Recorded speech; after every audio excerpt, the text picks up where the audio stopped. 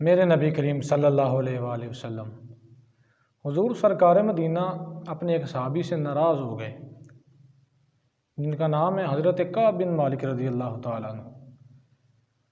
فرماتے ہیں کہ حضور سرکار مدینہ صلی اللہ علیہ وآلہ وسلم نے حکم فرمایا کہ سارے صحابہ تیار ہو جاؤ، سارے تبوک کی طرف چلیں گے۔ فرماتے ہیں کہ میں گھوڑا دوڑانے میں بڑا ماہر تھا، تیر چلانے میں، تلوار چلانے میں بڑی مہارت رکھتا تھا، مالدار بھی تھا، لوگ مجھے جانتے تھے۔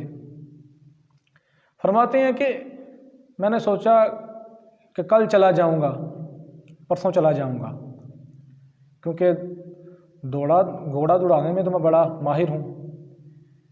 فرماتے ہیں کہ سارے صحابہ چلے گئے، حضور بھی چلے گئے۔ کل کا دن آ گیا، پرسوں کا آ گیا، حتیٰ کہ میں جا نہ سکا۔ حضور سرکار مدینہ صلی اللہ علیہ وآلہ وسلم حتیٰ کہ واپس آ گئے۔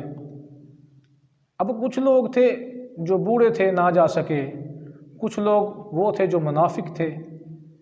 اب نہ وہ لوگ بہانے کرنے لگے، کوئی کہہ رہا حضور میں خود بیمار تھا، کوئی کہہ رہا تھا گھر والے بیمار تھے، طرح طرح کے لوگ بہانے بنانے لگے۔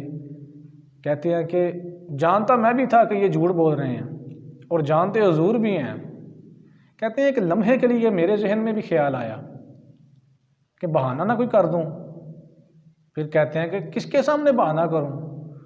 اس کے سامنے کہ جسے اللہ تبارک و تعالیٰ نے نبوت کی آنکھ عطا فرمائی ہے، حضور تو سب جانتے ہیں۔ کہتے ہیں میری باری آئی، میں نے وہی معاملہ پیش کیا جو تھا، سچ بات بتائی۔ کہا حضور سستی ہو گئی، اب دوسروں کو تو اجازت مل رہی ہے، مکتب عشق کا دستور نرالا دیکھا، اسے چھٹی نہ ملی جس نے سبق یاد کیا۔ وہ جو منافق تھے اور جھوٹ بول رہے تھے، حضور نے انہیں اجازت دے دی جانے کی، اور میرے لیے حضور نے حکم فرمایا کوئی صحابی ان سے بات نہیں کرے گا، کوئی ان سے کلام نہیں کرے گا، کوئی ان سے سلام تک نہیں لے گا۔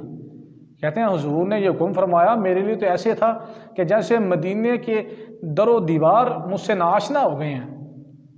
کہتے ہیں میرے چچا زاد، پھپھی زاد بھائی تھے، وہ بھی مجھ سے کلام نہ کریں، کوئی مجھ سے کلام نہیں کر رہا۔ حضور نے حکم فرمایا کہ بیوی کو خود سے جدا کر دو۔ تو میں نے عرض کی یا رسول اللہ کہ طلاق بھی دینی ہے؟ فرمایا نہیں، طلاق نہیں دینی، بلکہ اسے میکے بھیج دو، بس طلاق نہیں دینی، خود سے جدا کرنا ہے۔ کہتے ہیں میں حضور نبی مکرم صلی اللہ علیہ وسلم کے پیچھے نماز پڑھنے کے لیے جاتا تو حضور میری طرف دیکھتے جب میں نہ دیکھتا، اور جب میں دیکھتا تو حضور اپنا چہرہ پھیر لیتے، جے میں ویکھاں تے او نہ ویکھے، جے میں نہ ویکھاں تے او ویکھے، ایڈے نصیب میں کتھوں لے کے آواں، وہ میرے ویکھن دے وچ ویکھے۔ کہتے ہیں کہ جب میں دیکھتا تو حضور نہ دیکھتے، اور جب میں نہ دیکھتا تو حضور دیکھتے۔ کہتے ہیں حضور کی یہ جو حضور نے فرمایا تھا کہ کلام نہیں کرنا، 50 دن گزر گئے۔ ایک دن آیا غسان کا ایک عیسائی بادشاہ، اس نے اپنا وزیر بھیجا کہ میں نے کعب بن مالک کو ملنا ہے، لوگوں سے پوچھ رہا تھا، لوگوں نے بتایا فلاں جگہ پہ ملے گا۔ آخر کار وہ مجھ سے ملا اور مجھ سے کہنے لگا کہ ہمیں پتہ چلا ہے کہ تیرے نبی نے تجھے چھوڑ دیا ہے اور ہمیں بڑا دکھ لگا ہے، ہم تیرے لیے بڑا افسوس کرتے ہیں، لہذا ہمارے بادشاہ نے کہا ہے کہ اگر تو ہمارے ساتھ مل جائے نا، اگر تو ہمارے ساتھ مل جائے تو آدھی حکومت تیری، آدھا مال تیرا، آدھی زمینیں تیری۔ کہتے ہیں کہ مجھے غصہ آ گیا، میں نے اس کے گریبان سے پکڑ لیا۔ فرماتے ہیں کہ اگر حضور نبی مکرم صلی اللہ علیہ وآلہ وسلم نے یہ حکم نہ فرمایا ہوتا کہ جو سفیر آئے، جو LG آئے، اس کو قتل کرنا حرام ہے، تو میں تجھے ابھی قتل کر دیتا۔ فرماتے ہیں چلا جا یہاں سے، میری نظروں سے دور ہو جا۔